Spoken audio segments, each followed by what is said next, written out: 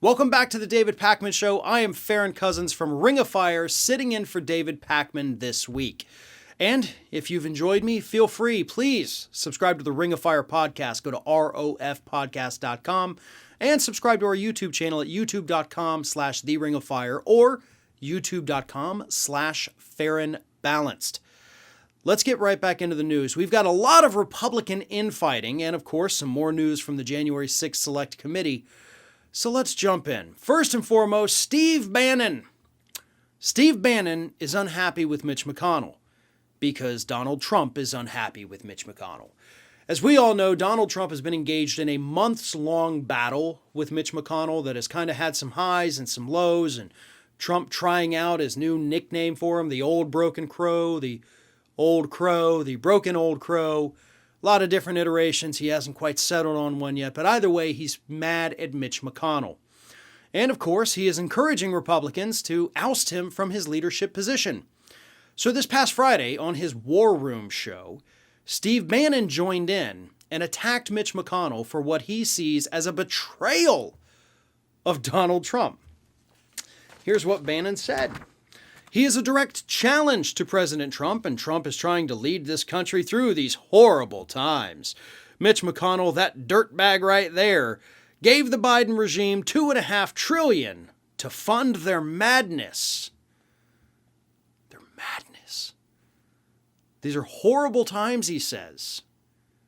And we're funding madness. Huh. You know what really gets me about that before I get into the heart of the argument here is what the hell are they talking about horrible times? Like, what exactly are conservatives so mad about right now other than losing the 2020 election? What about their lives has changed since Joe Biden came along? Right? We haven't had lockdowns. We have vaccines readily available. We're on the verge of approving an actual COVID treatment, so you can't complain about the COVID stuff. He hasn't changed your taxes, so you can't complain about that. So what exactly are conservatives angry about with the Biden administration? Honest to God, I want an answer to that. I want a real, legitimate answer from conservatives about what you're so mad about from this administration. And I think that is a question we should be asking of them on a regular basis. Why are you mad? What has he done that makes these horrible times? Conversation for another day, though, right, folks? Let's get back to what Steve Bannon said. He's betrayed Donald Trump, he said. And this is because, of course, they worked a deal out, McConnell and Chuck Schumer, to allow for the debt ceiling to be raised. That's the heart of all of this, at least Steve Bannon's gripe. So we got a higher debt ceiling, right? So the U.S. doesn't default on their debt. And according to Bannon, that's a betrayal of Trump. A betrayal of Trump. You know, the old retired guy who's sitting down there in Florida playing golf. He has been betrayed. He's not in power, Steve. So I don't know exactly what you're so mad about betraying Donald Trump, because the man doesn't have a job. He's retired. But again, Mitch McConnell, Donald Trump, and now, of course, Steve Bannon, been in this feud. Trump is trying to back Republicans for Senate. Two of them have pledged, if I get in the office, I'm going to kick McConnell out of his leadership position. Trump is encouraging other Republicans to do it. And so far, not a single sitting Republican has signed on to this idea of kicking Mitch McConnell out of his leadership position. Let me explain why. But to explain why, I got to read a little bit more about what Bannon said here. Here's what your legacy will be. People are going to throw up in their mouth.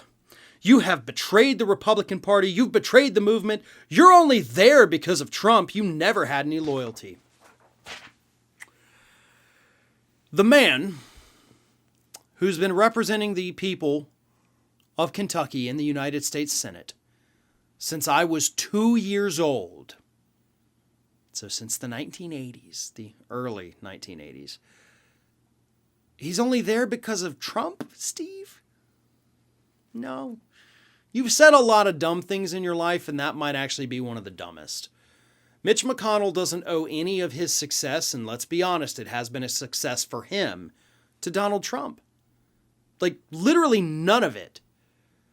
Mitch McConnell's legacy is not going to be people throwing up in their mouths unless, of course, they're on the left. Because his legacy is packing the courts with these corporatist judges. His legacy is tax cuts for the wealthy. His legacy is obstructing any kind of forward progress for the United States of America. None of which he owes to Donald Trump. He did it under Reagan. He did it under H.W. Bush. He did it under George W. Bush. It wouldn't matter who the Republican president was. Mitch McConnell was one of the guys calling the shots the entire time. And when he had Democratic presidents, Clinton, Obama, and now Biden, he's been leading the charge for obstruction. None of which, again, he owes to Donald Trump. So Bannon, you're delusional if you think that Mitch McConnell owes anything to Donald Trump. If anything, it's the other way around. Mitch McConnell's good at politics, and I will give him credit for that. He is a horrible person, in my opinion, who has enacted some horrible policies and blocked some great ones. But when it comes to being a Republican who knows how to do things, Mitch McConnell, there's no one better than him. And that is literally the only praise I will ever give for Mitch McConnell.